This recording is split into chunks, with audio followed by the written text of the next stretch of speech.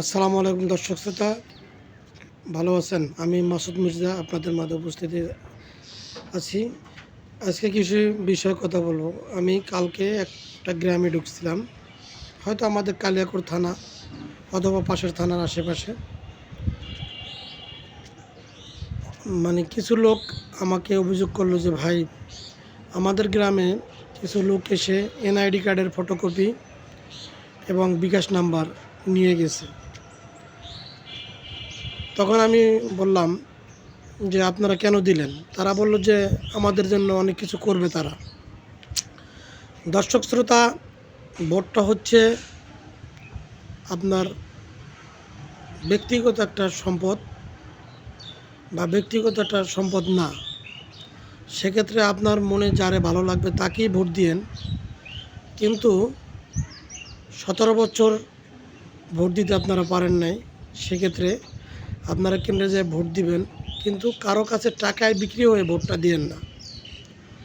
কারণ হচ্ছে আপনার ব্যক্তি যদি সে একটা মোমবাতি মার্কাও দাঁড়ায়, যদি আপনার পছন্দের ব্যক্তি হয় তাকে ভোট দিন।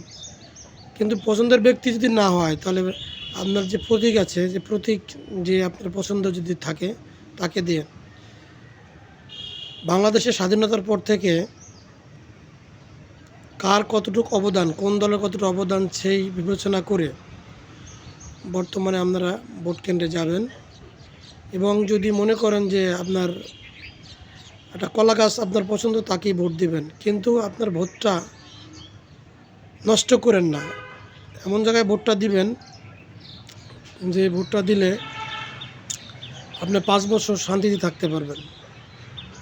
এবং এমন জায়গায় ভোটটা দিয়েন না থেকে 5 বছর অশান্তিতে থাকেন।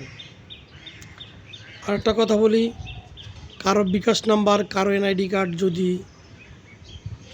কোনো রাজনীতি দল আপনার কাছে চায়, তখন আপনি সাথে সাথে পুলিশ ফাঁড়ি অথবা থানায় অভিযোগ করবেন, অথবা তাকে জনগণের সামনে আনবেন। এই বলে আমার কথা শেষ করছি।